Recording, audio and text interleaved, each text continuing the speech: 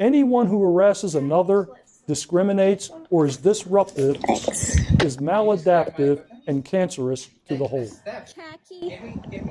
Let's get the facts straight.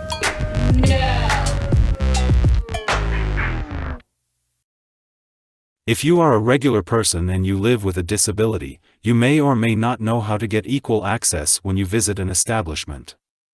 It is common for people with disabilities to go about their day, living their lives while utilizing medical and assistive technology/devices. Depending on what establishment you visit, the staff may or may not have training or experience with recognizing that a person is using devices or technology as auxiliary aids to help them perform tasks to mitigate for a disability/disabilities.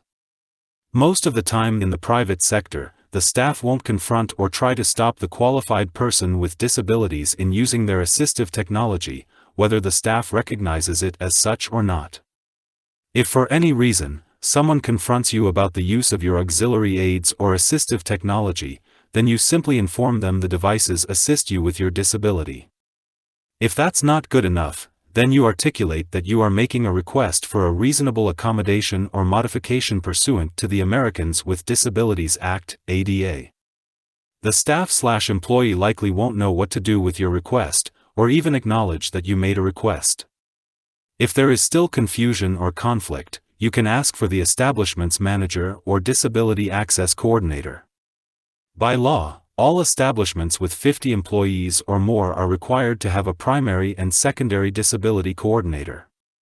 If the establishment receives federal funding, then it is required to have a primary and secondary disability coordinator on site if it has 15 employees or more.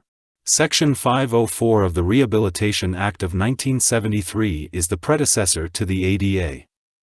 Although the ADA as written applies to state government entities and below, as well as private entities/companies, and Section 504 applies to the federal government, the U.S. DOJ through the U.S. Attorney General has sent out a memorandum to the departments of the federal government to follow the ADA in addition to Section 504.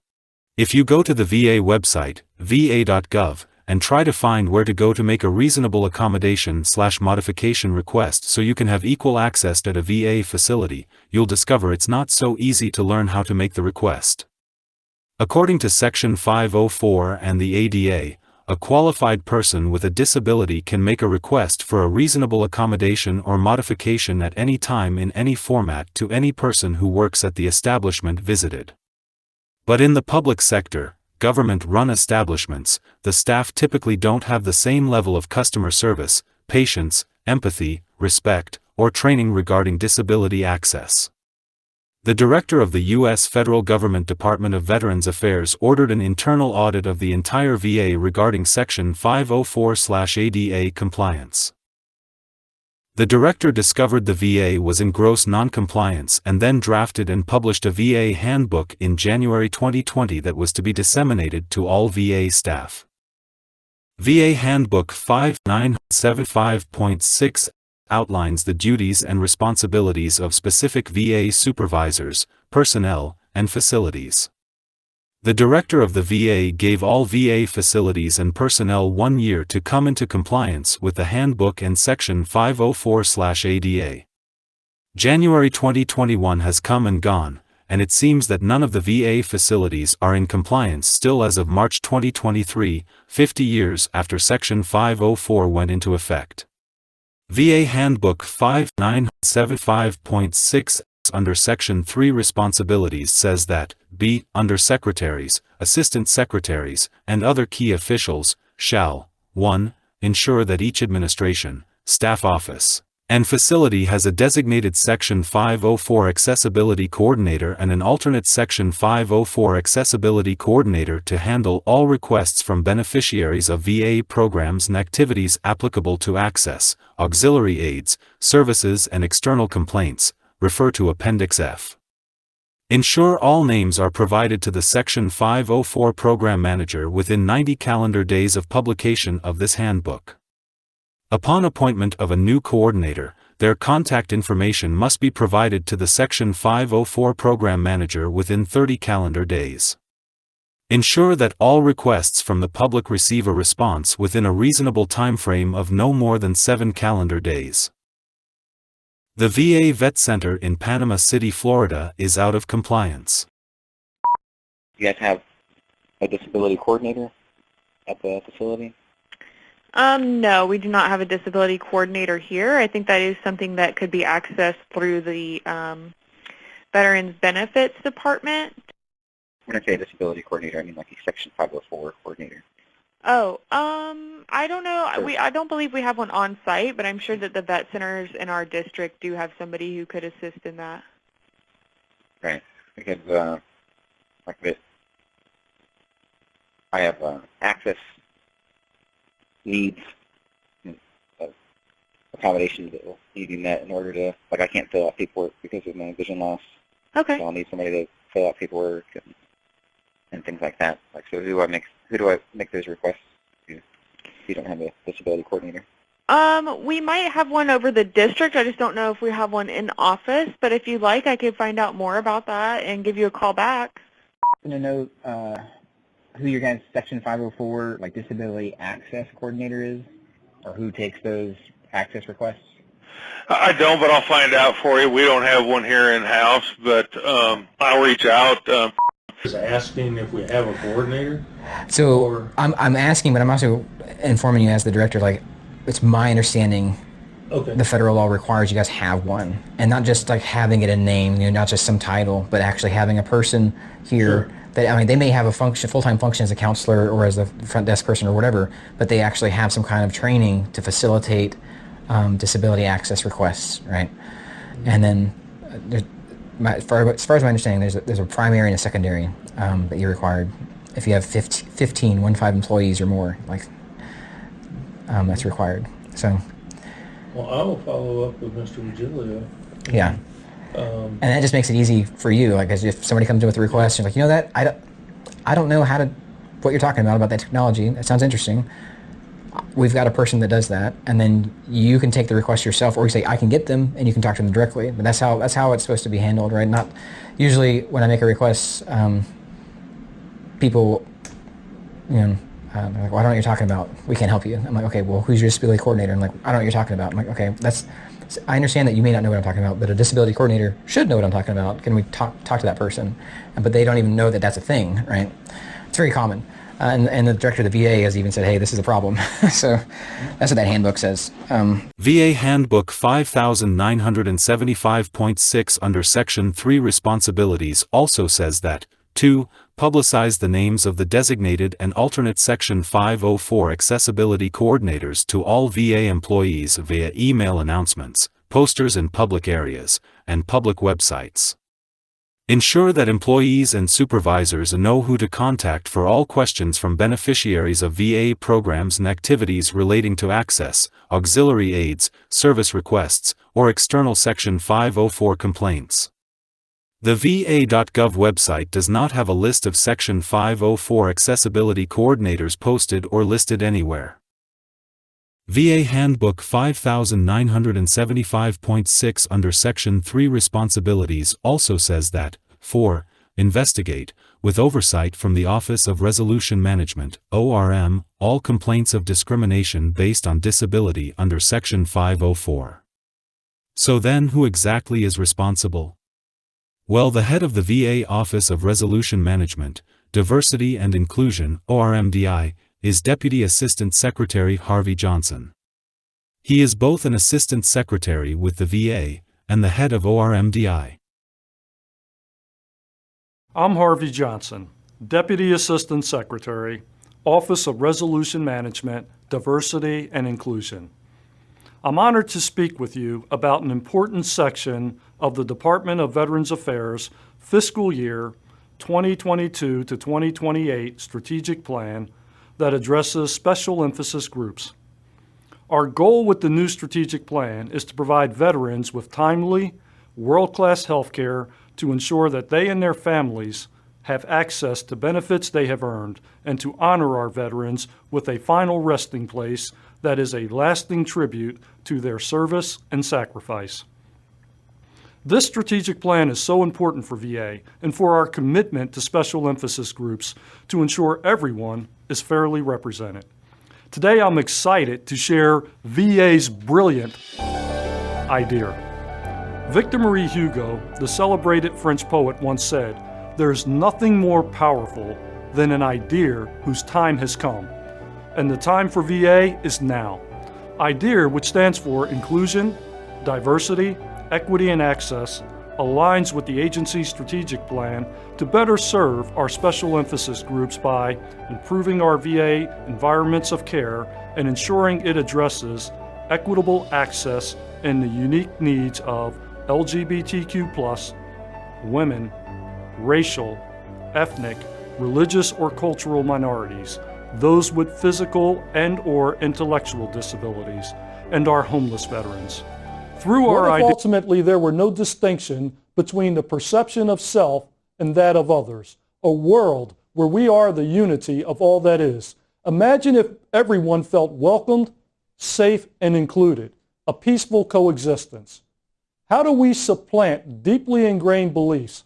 How do we eradicate a fear-based mind, one that may have been taught to believe that not all people are created equal? What do you say to someone who may have strong negative beliefs about someone whose gender, race, and other defining categories are different from theirs? For me, it begins with cultural humility, empathy, and love for all. And I begin with the question, what if it were you? Should you expect to be physically and psychologically safe, welcomed, comfortable, and included? The only answer is yes. Everyone should expect that. Everyone deserves it. I often use the word oneness, and someone asked me what I meant by that. If you study the human body, we know that we're complex structures comprised of an infinite number of cells. Each cell is called to serve a higher purpose. A lung cell, a heart cell, skin cells, and so forth. When a cell or group of cells ignores its higher calling and becomes maladaptive and fails to perform in the manner it should, we call that cancer. We too are cells, and I look upon our global population in the same manner. When we're not working towards our higher self in concert with one another, we become maladaptive to society. Individuals become cancerous. Anyone who harasses another, discriminates, or is disruptive is maladaptive and cancerous to the whole. Khakis, let's work this one. Thanks. Did you just grab my equipment? Hey, that's theft. Khaki. VA Handbook 5975.6 under Section 4 Policy says that, 4. Policy. VA is committed to treating all persons with disabilities fairly and equitably in accordance with the Rehabilitation Act of 1973. As per 38 CFR Part 15, this policy applies to all programs or activities conducted by VA, except for programs or activities conducted outside the United States that do not involve individuals with disabilities in the United States. Accordingly, VA shall furnish appropriate accessibility to afford individuals with disabilities equal opportunity to participate in, enjoy the benefits of, and not be subjected to discrimination on the basis of disability under any program or activity that serves a public purpose conducted by the VA. And b. General prohibitions against discrimination. 1. No individual with a disability shall, based on disability, be excluded from participation in, be denied the benefits of, or otherwise be subjected to discrimination under any program or activity conducted by VA. From Appendix B, this can occur by using a private room or separate area for the veteran. VA personnel shall recognize the common white cane or service animal for a visually impaired individual and provide clear verbal descriptive directions. Additionally, individuals who are blind or have low vision shall be provided assistance upon request with filling out their forms and be provided information in alternate accessible formats. Visual impairments are present in many forms and veterans have different levels of capability to compensate for vision loss. Accordingly, and without exceptions, VA personnel shall refrain from loudly discussing the reason for a visit by individuals who are blind or have low vision. Disability etiquette shall always be applied by refraining from unneeded insensitive comments, i.e., well, you don't look blind. How am I supposed to know that you work here? Give me my equipment. Okay, let me record your ID card. Give me my equipment. No, sir, I'm not. Okay, so you have stolen my equipment. No, I have not. It's right there. It's right where? Right there. Right where? What time do you guys close? It's on the door. Don't talk to them. VA Handbook 5975.6 under Appendix D says that, Appendix D, providing aid to persons with psychological or emotional disabilities. VA personnel shall be made available with the ability to understand and communicate with persons with psychological or emotional disabilities on the level of assistance needed by the individual. Due to varying degrees of psychological or emotional disabilities, awareness and access to numerous accommodations shall be made available timely to aid individuals with psychological or emotional disabilities. And, VA personnel providing assistance to persons who indicate or appear to exhibit signs of psychological or emotional disabilities shall, 1. Stay positive, personable, and professional. 2. Offer a quiet location to hear, read, understand, and respond to questions or information. 3. Repeat information clearly and concisely and provide written instructions if needed. 4. Assist the customer in staying focused by asking clarifying questions or providing reminders of the task. 5. Refrain from answering personal questions that may be directed towards VA personnel. 6. Communicate in a courteous, thorough, direct, and specific manner. Please stop recording us. Don't touch my... Have you not learned yet? You don't get to steal people's things. You don't get to come in here, sir. Go This ahead is a and public sit down. hallway, right? It's not public. It's the This is open to the Veterans public. Center. Right, it's open to the public. Which This is federal means government. We're closing right now because we have an incident. So go No, ahead you don't and get to sit down. close it on me to deny me You access. don't I'm get here to for tell- services. We're not giving you services today. You need to Why? see the police. No, you need to see... You're going to go in handcuffs. You've stolen my property. You don't get to steal people's things. Sir, Haven't you go learned over this yet? there. How old are you? So go over there. No. You really should be hospitalized. Go over there. VA Handbook 5975.6 under Appendix E says that, Appendix E, providing aid to persons with mobility or physical disabilities. VA personnel shall be made available with the ability to understand and communicate with persons with mobility or physical disabilities on the level of assistance needed by the individual. Due to varying degrees of mobility or physical disabilities, awareness and access to numerous accommodations shall be made available timely to aid individuals with mobility or physical disabilities. And VA personnel providing assistance to persons with mobility or physical disabilities shall, 1. Offer assistance and patiently wait for the response details that identifies exactly the assistance that is needed. 2. Make every effort to ensure assistance is provided at wheelchair or scooter accessible locations. 3. Make every effort to sit at eye level so persons in wheelchairs or scooters do not have to crane their necks to look up and make eye contact. 4. Communicate directly to the person in the wheelchair or scooter, which may require moving to a private space and pulling up a chair. This does not include leaving the office to provide service outside of the office, such as in a van or other location. 5. Refrain from touching, holding onto, or pushing the wheelchair or scooter, which is a body space part of a person with a mobility or physical disability. 5. Refrain from moving an assistive device out of reach. And 6. Offer assistance with filling out forms, completely if necessary, due to different dexterity limitations levels. Wait a minute, what was subpart 5 again? Refrain from moving an assistive device out of reach. What this one? Thanks. Did you just grab my equipment? Hey, that's theft. Khaki. And I've got his device right now. Give me my equipment. Ma'am. Return the property that you've stolen, ma'am. VA Handbook 5975.6 under Appendix G definitions says that, auxiliary aids and services, videophones, and caption telephones, or equally effective telecommunication devices, accessible electronic and information technology, or other effective methods of making visually delivered materials available to individuals who are blind or have low vision, acquisition or modification of equipment or devices, and other similar services and actions.